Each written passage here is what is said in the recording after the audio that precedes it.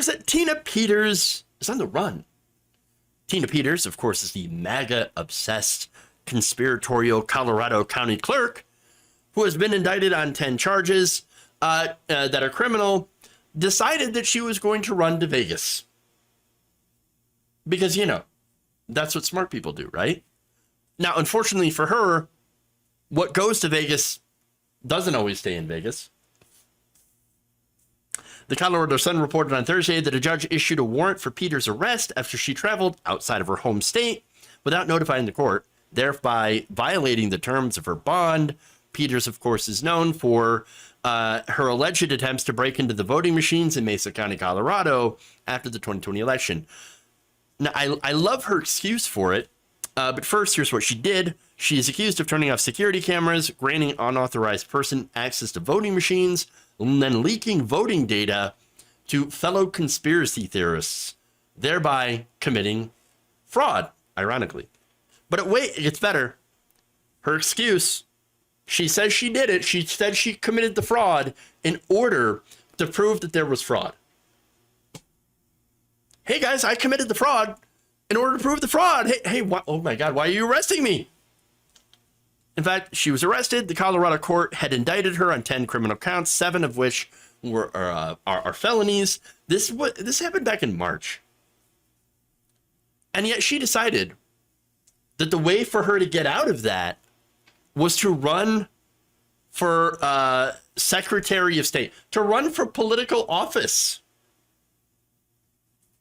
Now, she lost, but not if you ask her. Oh, no.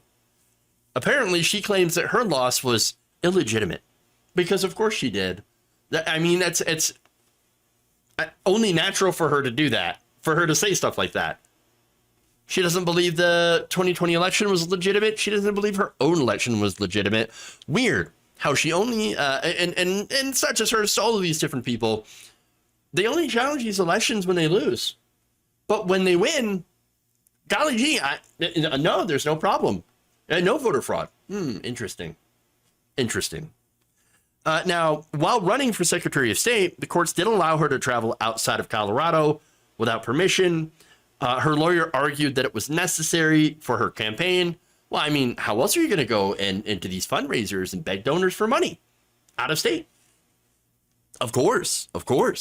But now that her election is over, she no longer had that privilege. On Monday, the Mesa County District Attorney filed a motion to require that she get permission for out-of-state travel. Anyone on bond, of course, is not allowed to travel out of state without first informing the court and asking for permission. But this is the great Tina Peters. Are you saying that she needs permission like a regular person? Like a criminal? She's not. I'm not a criminal. No, what are you talking about? I'm exposing the fraud in the election. You can't dare keep me inside the state. No, I don't have to follow your stupid rules. No, apparently she does. Mesa County District Court Judge Matthew David Barrett agreed and prohibited Peters from traveling without prior permission. But here's why I love this story so much. This is somebody who thinks rules and laws do not apply to her. It's a great example of unearned privilege. I mean, she's out there saying, why should laws don't apply to me? Rules don't apply to me. Court judgments don't apply to me. None of this applies to me because you know what? I'm Tina Peters and I'm right. No, you're not. No, you're a fraud. You're a conspiracy theorist and you believe in insane things. And you're actually on the wrong side of the law. No, the day after, though, that she was barred from travel, Peters went to a convention in Vegas for, get this, the right-wing Constitutional Sheriffs and Peace Officers Association. So this person who knowingly broke the law to go to Vegas just went to a place full of cops. Hey, everybody, I'm breaking the law by being here because I'm speaking to a bunch of cops. I mean, the caucasity here. Holy shit. Look, in her mind, she must have believed that, hey, I'll get away with it because these are right-wing cops. These guys are with me. And she actually, unfortunately, would make a good point. That said, she also believes that laws don't matter when in regards with her. And look, she seems to prove it over and over again by disregarding the laws.